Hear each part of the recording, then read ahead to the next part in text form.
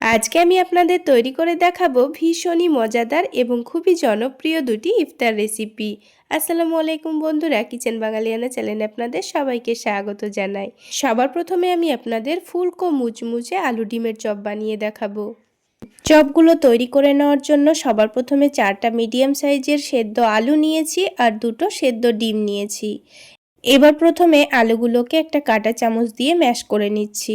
আলুগুলো যদি এরকম গরম গরম ম্যাশ করে নিয়ে সাথে সাথে আপনারা চপগুলো বানানোর চেষ্টা করেন, দেখবেন চপগুলো কিন্তু খুব সুন্দর তৈরি হয়। তো আমি এখানে কাঁটা চামচ দিয়ে আলুগুলো ম্যাশ করে নিলাম। আপনারা চাইলে গ্রেটার কিংবা একটা ম্যাশার দিয়েও ম্যাশ করে নিতে পারেন। আর এই আলুর মধ্যে যেন একটুও দলাভাব না থাকে সেটা লক্ষ্য রেখে ম্যাশ করে নিতে হবে। তো আমি আলুগুলোকে দেখুন খুব সুন্দর করে ম্যাশ করে নিচ্ছি। আলুটা ম্যাশ করে নেওয়া হয়ে গেছে। এবার এই দুটো ডিমকে আমি কুচি কুচি করে কেটে নেব। আপনারা চাইলে এই আলুর মধ্যে ডিম নাও দিতে পারেন, তবে ডিম দিলে আলুর চপগুলো খেতে ভীষণ ভালো লাগে। তো ডিম দুটোকে কুচি করে কেটে নেওয়া হয়ে গেছে। এবারে আলুর মধ্যে দিয়ে দিচ্ছি। এবার এই চপগুলো বানানোর আগে একটা মশলা ভেজে নেব। তার জন্য নিয়ে নিচ্ছি 1 চামচ ধনে আর নিয়ে নিচ্ছি হাফ চামচ গোটা জিরে। এবার এগুলোকে একটু নাড়াচাড়া করে হালকা ভেজে নেব। ভেজে নেওয়ার পর এটাকে গুঁড়ো করে নিতে হবে। তো দেখুন মশলাটা আমি গুঁড়ো করে নিয়েছি। এবার এই মশলাটা কিন্তু আমি আলুর চপের মধ্যে ব্যবহার করব, তাহলে খেতে ভীষণ ভালো লাগে। এবার দিয়ে দিচ্ছি কড়াইয়ের মধ্যে 3 টেবিল চামচ মতো সরিষার তেল। তার মধ্যে দিয়ে দিয়েছি বেশ কিছু পরিমাণ পেঁয়াজ কুচি। পেঁয়াজটাকে খুব সুন্দর কালার আসা পর্যন্ত ভেজে নেব। তো পেঁয়াজটাকে আমি লাল করেই ভেজে নেব। কিছুক্ষণের মধ্যেই দেখুন পেঁয়াজটা কিন্তু খুব সুন্দর ভাজা হয়ে গেছে। এবার এখানে দিয়ে দেব হাফ টেবিল চামচ মতো আদা রসুন বাটা। আদা রসুন বাটাটাকে দিয়েও আবারও একটু ভালো করে ভেজে নেব, যতক্ষণ না পর্যন্ত আদা রসুনের কাঁচা গন্ধটা চলে যাচ্ছে। এবার দিয়ে দিচ্ছি খুবই সামান্য হলুদের গুঁড়ো আর ওই ভাজা মশলাটা।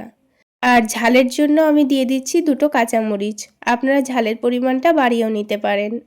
এবার এটাকে একটু নাড়াচাড়া করে ভেজে নেব। খুব বেশি ভাজার দরকার নেই। আর গুঁড়ো মশলাগুলো দেওয়ার সময় কিন্তু গ্যাসের ফ্লেমটা অবশ্যই লোতে করে রাখতে হবে, তা না হলে মশলাটা পুড়ে গেলে খেতে আবার তেতো লাগবে। এবার সেদ্ধ করা আলু ডিমটা দিয়ে দিয়েছি। তারপর দিয়ে দিব অল্প একটু চাট মশলা। চাট মশলা দিলে চপের টেস্টটা কিন্তু আরও অনেক গুণ বেড়ে যায়, খেতে দারুণ লাগে।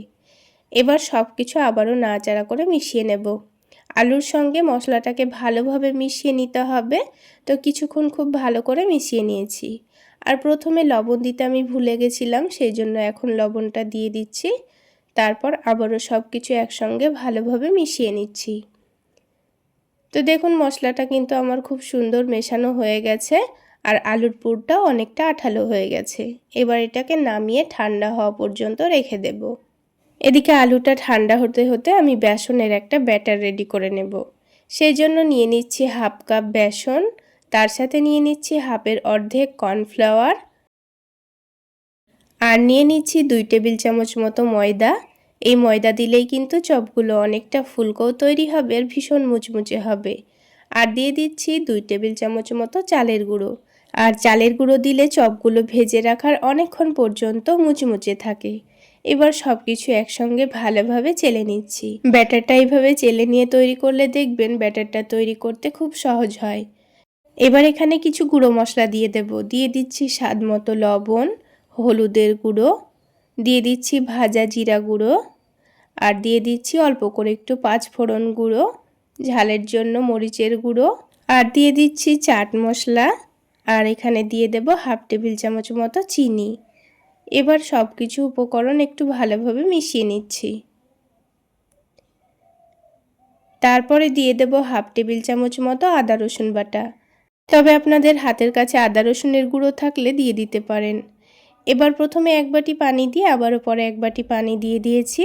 আপনারা পানির পরিমাণটা বুঝতে না পারলে অল্প অল্প করে পানি দিয়ে ব্যাটারটা তৈরি করে নেবেন, তা না হলে ব্যাটারটা বা অনেকটা পাতলা হয়ে গেলে কিন্তু চপগুলো খুব একটা ভালো হবে না। দেখুন ব্যাটারটা কিন্তু এখন অনেকটাই ঘন মনে হচ্ছে। এবারে ব্যাটারটাকে আমি 5 মিনিট ধরে ফেটিয়ে নেব, তাহলে ব্যাটারটা কিন্তু আগের থেকে অনেকটাই পাতলা হয়ে যাবে। তো তো কিছুক্ষণ খুব ভালো করে ফেটিয়ে নিয়েছি। আর এখন দেখুন আগেকার থেকে কিন্তু ব্যাটারটা অনেকটাই পাতলা এবং স্মুথ তৈরি হয়েছে। ঠিক এইভাবে ব্যাটারটা তৈরি করে রাখতে হবে। এখন আমি 5 মিনিটের জন্য এক সাইডে সরিয়ে রাখছি আর ততক্ষণে চপগুলো তৈরি করে নেব।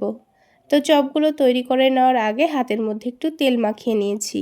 এবার অল্প করে আলু ডিমের মিশ্রণ নিয়ে গোল গোল করে চপের শেপগুলো দিয়ে দিচ্ছি। আপনারা আপনাদের পছন্দ মতো শেপে চপগুলো তৈরি করে নেবেন। তো আমি ছোট্ট ছোট্ট গোল গোল করেই কিন্তু চপগুলো বানাবো। তো এইভাবে করেই কিন্তু আমি সবগুলো চপ তৈরি করে নিচ্ছি। বন্ধুরা, আমার এই রেসিপি ফলো করে যদি আপনারা চপগুলো বানিয়ে থাকেন, দেখবেন আপনাদের চপও একেবারে মুচমুচে এবং ফুলকো তৈরি হবে। তো দেখুন সবগুলো চপের শেপ কিন্তু আমার দেওয়া হয়ে গেছে। এবার এগুলোকে সাইডে রেখে দিচ্ছি। আর এই ব্যাটারটা দেখুন তখনকার থেকে কিন্তু অনেকটাই ঘন হয়ে গেছে। তো যেহেতু এর মধ্যে ময়দা চালের গুঁড়ো ছিল, সেই জন্য রেস্টে রাখার জন্য এটা আরও অনেকটাই ঘন হয়ে গেছে। আর দেখুন বন্ধুরা, চামচটা কত সুন্দর কোট করে নিয়েছে।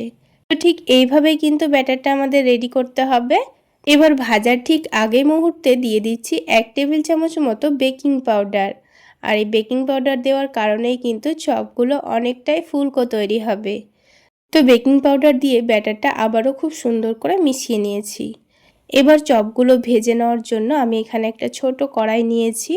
এবার কড়াইয়ের মধ্যে একটু বেশি করে তেল দিয়ে চপগুলোকে ডুবো তেলে ভাজতে হবে, তাহলে চপগুলো দেওয়ার সাথে সাথেই খুব সুন্দর ফুলে উঠবে। এবার একটা চপ নিয়ে ব্যাটারে ভালোভাবে ডুবিয়ে নিয়েছি, তারপর কাঁটা চামচ দিয়ে এক্সট্রা ব্যাটারটাকে ঝরিয়ে নিচ্ছি। এবার এটাকে গরম তেলে ছেড়ে দেব।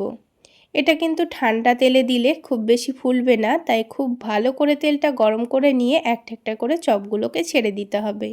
আর কিছুক্ষণের মধ্যেই দেখবেন চপগুলো কত সুন্দর ফুলে উঠেছে। ঠিক এইভাবেই সবগুলো চপ আমি তৈরি করে নেব।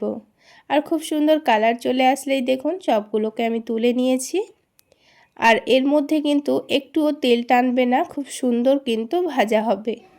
আর আওয়াজ শুনে বুঝতে পারবেন কতটা মুচমুচে তৈরি হয়েছে। বাকি চপগুলো ঠিক একইভাবেই আমি ভেজে নেব। যদি অল্প তেলে চপগুলো ভাজেন, দেখবেন খুব একটা ফুলবে না। এইরকম ডুবো তেলে চপগুলো ভাজলে দেখবেন সবগুলো চপ একেবারে ফুলকো তৈরি হবে এবং মুচমুচেও হবে। তো দেখুন এই চপগুলো খুব সুন্দর কালার চলে এসছে। এবার আমি এগুলোকেও তুলে নেব।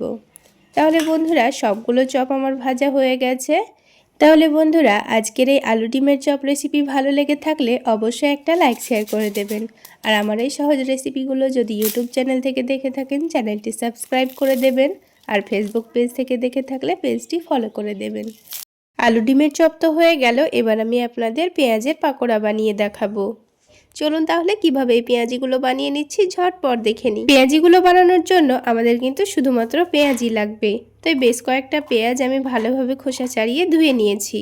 এবার পেঁয়াজগুলোকে আমি স্লাইস করে কেটে নিচ্ছি। তো দেখুন এরকম পাতলা পাতলা স্লাইস করে কিন্তু পেঁয়াজগুলো কেটে নিতে হবে। খুব বেশি মোটাও যেন না হয়, আবার অনেকটা পাতলাও যেন না হয়। এবার পেঁয়াজগুলোকে একটা মিক্সিং বোলের মধ্যে নিয়ে নিচ্ছি।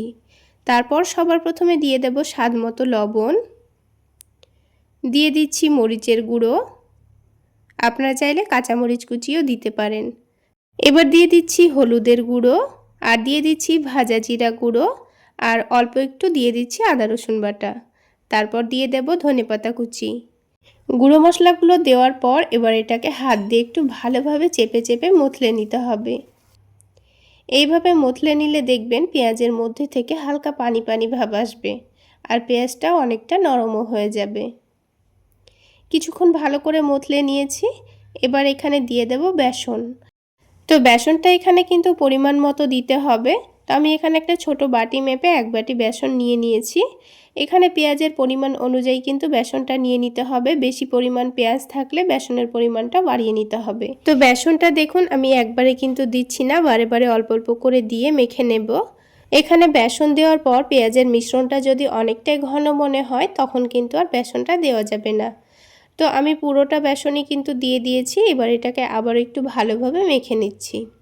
তো দেখুন পেঁয়াজটা পুরো কিন্তু মেখে নেওয়া হয়ে গেছে, আর অনেকটা ঘনও মনে হচ্ছে। এবার পেঁয়াজিগুলোকে অনেকক্ষণ সময় পর্যন্ত মুচমুচে রাখার জন্য চালের গুঁড়ো ব্যবহার করছি। তো আমি এখানে 2 টেবিল চামচ মতো চালের গুঁড়ো দিয়েছি। এবার ভালোভাবে মাখিয়ে নেব। চালের গুঁড়ো দিয়ে মাখানো হয়ে গেলেই আমি সাথে সাথে কিন্তু পেঁয়াজিগুলো ভাজতে লাগবো। এখানে চালের গুঁড়ো ব্যবহার করলে আমাদের দুটো সুবিধা হয়। চালের গুঁড়ো দিয়ে ভাজলে কিন্তু অনেকক্ষণ পর্যন্ত পেঁয়াজিগুলো মুচমুচে যেমন থাকবে, তেমন পেঁয়াজিগুলো ভাজতে কিন্তু খুব বেশি সময় লাগবে না, খুবই অল্প সময়ের মধ্যে পেঁয়াজিগুলো ভাজা হয়ে যাবে। তো চালের গুঁড়ো দিয়ে ভালোভাবে মিশিয়ে নিয়েছি। এবার এখান থেকে অল্প একটু পেঁয়াজের মিশ্রণ নিয়ে হাতের মধ্যে এভাবে একটু চ্যাপটা করে দিয়ে দেব। খুব বেশি কিন্তু চপের মতো শেপ দেব না, দোকানে কিন্তু এই রকম করেই শেপ দিয়েই পেঁয়াজিগুলো ভাজা হয়, তাহলে পেঁয়াজির ভেতরে কাঁচা ভাব থাকবে না, অনেকক্ষণ পর্যন্ত মুচমুচে থাকবে। তো দেখুন একটা পেঁয়াজি দিয়ে দিয়েছি, একইভাবে আমি একসাথে 4টা পেঁয়াজি ভেজে নেব। আর গ্যাসের ফ্লেমটা কিন্তু মিডিয়াম ফ্লেমে ভাজতে হবে, খুব বেশি হাই ফ্লেমে ভাজলে কিন্তু পেঁয়াজগুলো পুড়ে কালো হয়ে যাবে, তখন কিন্তু পেঁয়াজিগুলো খেতে তেতো লাগবে। তাই গ্যাসের ফ্লেমটা মিডিয়ামে রেখেই আমি পেঁয়াজিগুলো ভেজে নেব। আর খুব সুন্দর কালার চলে আসলেই তেলটা ভালোভাবে ছেঁকে নিয়ে তুলে নেব। তো দেখুন 2-3 বার উল্টে পাল্টে কিন্তু আমি পেঁয়াজিগুলোকে ভেজে নিয়েছি। আর কত সুন্দর কালার চলে এসছে। এবার আমি তেলটা ছেঁকে নিয়ে তুলে নেব। আওয়াজ শুনে আপনারা নিশ্চয়ই বুঝতে পারছেন পেঁয়াজিগুলো কতটা মুচমুচে তৈরি হয়েছে। তো ঠিক একইভাবে আমি বাকি পেঁয়াজিগুলো ভেজে নিচ্ছি। উল্টে পাল্টে খুব সুন্দর কালার আসা পর্যন্ত ভেজে নেব। এই পেঁয়াজিগুলো ভেজে রাখার 2 ঘন্টা পর্যন্ত কিন্তু মুচমুচে ছিল। একবার হলো আমার রেসিপি ফলো করে বানিয়ে খেয়ে দেখবেন, খেতে ভীষণ মজার হয়। এবার আমি পেঁয়াজিগুলো হালকা গরম থাকা অবস্থাতে অল্প একটু বিট লবণ ছড়িয়ে দিচ্ছি, আর তার সাথে অল্প একটু ধনেপাতা কুচি ছড়িয়ে দিচ্ছি। আর এই পেঁয়াজিগুলো খাওয়ার জন্য আমি এখানে কাঁচামরিচগুলোকে একটু তেলের মধ্যে ভেজে নিচ্ছি। এই ভাজা মরিচগুলো যে বিট লবণ মাখিয়ে খেতে কি দারুণ লাগে, একবার হলো বানিয়ে খেয়ে দেখবেন, খেতে ভীষণ মজার হয়। তাহলে বন্ধুরা, আজকের এই পেঁয়াজি রেসিপিটা আপনাদের কেমন লাগলো অবশ্যই কমেন্ট করে জানাবেন। আর ভালো লাগলে একটা লাইক শেয়ার করে দেবেন। আর আমার এই সহজ রেসিপিগুলো যদি ইউটিউব চ্যানেল থেকে দেখে থাকেন, চ্যানেলটি সাবস্ক্রাইব করে দেবেন। আর ফেসবুক পেজ থেকে দেখে থাকলে পেজটি ফলো করে দেবেন। তাহলে বন্ধুরা, আজকে এই পর্যন্তই। সকলে অনেক বেশি ভালো থাকবেন, সুস্থ থাকবেন।